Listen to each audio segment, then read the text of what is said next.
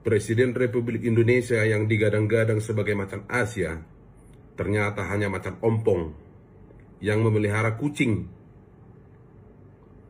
Segala kebijakan-kebijakan yang dikeluarkan oleh pemerintah kita sekarang ini ternyata tidak berpihak kepada rakyat dan hanya omon-omon. Negara kita negara yang sumber daya alamnya itu sangat luar biasa banyaknya. Mulai dari tambang minyak, emas, nikel, batu bara, gas bumi,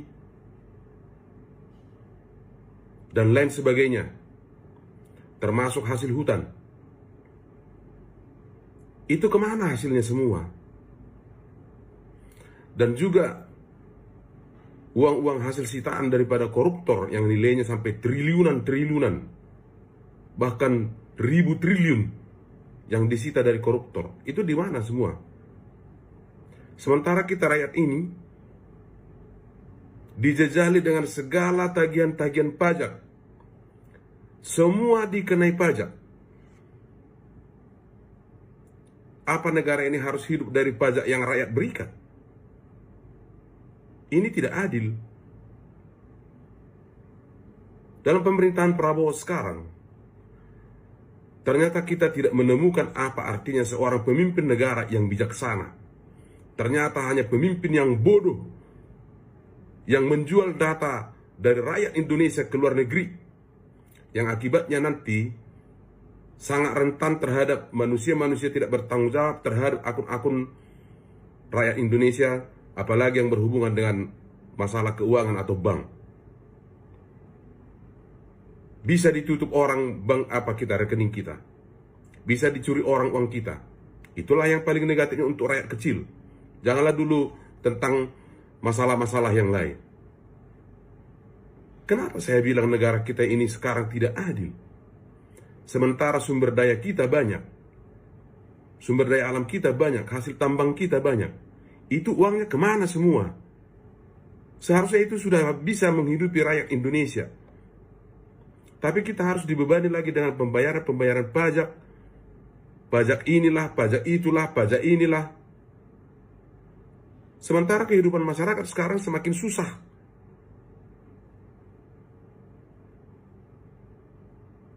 Dalam Undang-Undang Dasar 1945 pasal 33, ya, bahwa bumi, air, dan kekayaan alam dikelola oleh negara dan digunakan untuk kemakmuran seluruh rakyat.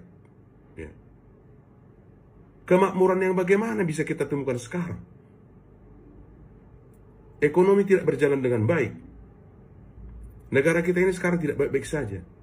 Negara yang baik-baik saja itu adalah ketika masyarakatnya, rakyatnya itu sejahtera. Kita tidak boleh melihat segelintir orang yang kaya raya, yang hidup di kota sana. Segelintir orang tersebut bukan melambangkan atau mencerminkan kehidupan bangsa ini yang bagaimana sekarang sedang morak-marik rakyatnya. Saya bingung dengan kebijakan-kebijakan seorang presiden yang katanya jenderal macan Asia. Ternyata hanya kucing ompong. Seperti apa peliharaannya itu? Bacot semua, bacot. Padahal demokrasi ekonomi itu harus, ya, ekonomi yang berkerakyatan, yang tujuan akhirnya adalah demi kesejahteraan rakyat. Tetapi apa yang kita lihat sekarang?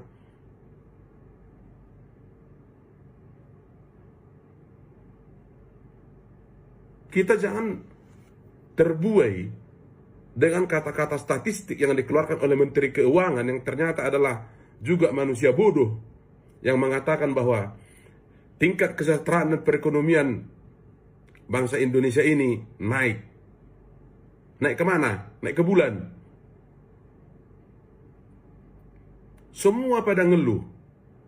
Keuangan, pekerjaan yang susah, tapi harus dibebani oleh pajak-pajak. Negara harus mementingkan rakyat, bukan hanya mementingkan pejabat-pejabat dengan segala rencana-rencana yang tak masuk akal, bullshit semua. Masa mau memikirkan rumah untuk anggota DPR lah, memikirkan rumah untuk inilah, menteri lah. Gila negara ini sekarang. Kalau Bapak Presiden Prabowo tidak mampu memimpin negara ini lebih baik, silakan mengundurkan diri daripada kami rakyat ini turun ke jalan untuk memaksa Bapak lengser. Lebih terhormat Bapak mengundurkan diri. Karena apa? Hasilnya tidak ada kami lihat yang signifikan untuk sekarang.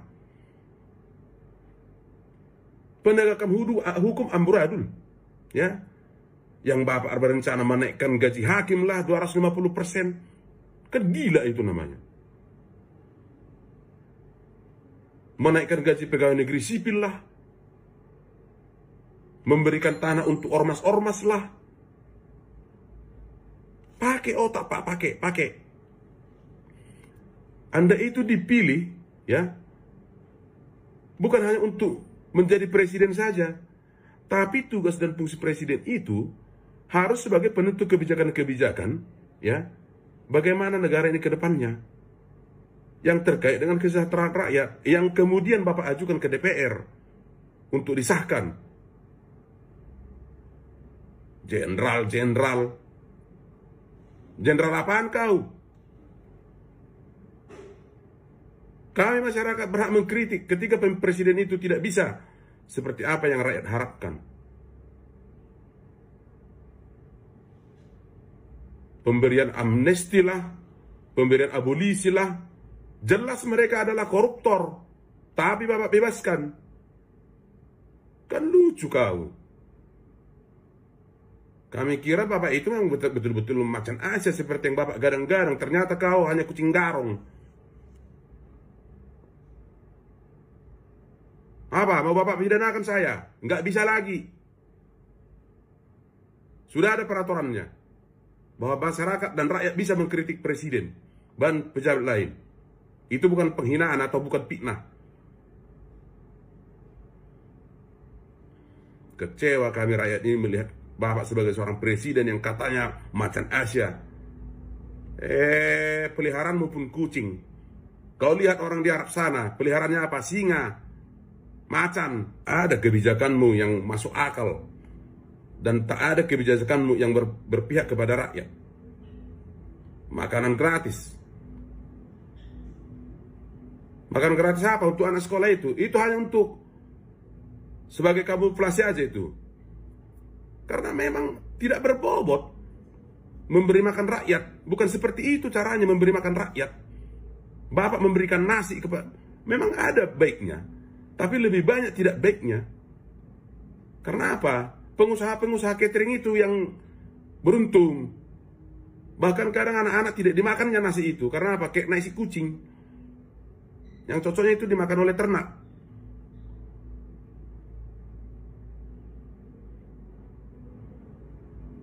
Penasihat presiden ini bagaimana sih? Makin mundur Pak kita ke belakang ini, makin mundur. Baru kali ini saya kepikiran, untung selama 2 periode Bapak Prabowo menjadi calon presiden, ya, tidak saya pilih. Terbukti sekarang kinerja Bapak itu bagaimana ketika sudah terpilih. Ternyata Bapak nonsen, omong kosong semua, omon-omon.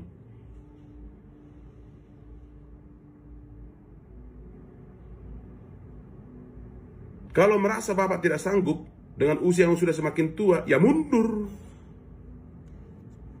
Jangan paksakan diri, karena terlalu banyak sudah kebijakan-kebijakan Bapak yang tidak pro rakyat, tapi pro pejabat, pro ormas, pro negara lain. Selain ketololan dengan menjual data ke Amerika Serikat, yang lebih tolol dan lebih absurd lagi adalah kebijakan PPATK berhak memblokir rekening di bank yang tidak terpakai selama 3 bulan. Itu pelanggaran hak asasi manusia, bos. Bapak belajar dari mana? Penasihatmu, menterimu dari mana pendidikannya semua? Kok semakin tolol gitu loh. Kemudian masalah tanah. Tanah yang tidak dikelola selama 2 tahun berturut-turut disita oleh negara. Kebijakan macam apa itu? Kok jadi kita mundur ke zaman sebelum kemerdekaan? zaman kolonial, menghilangkan hak rakyat secara semena-mena. Seandainya itu tanah warisan, ya, jadi disita oleh negara karena tidak dipelihara atau dipakai selama 2 tahun.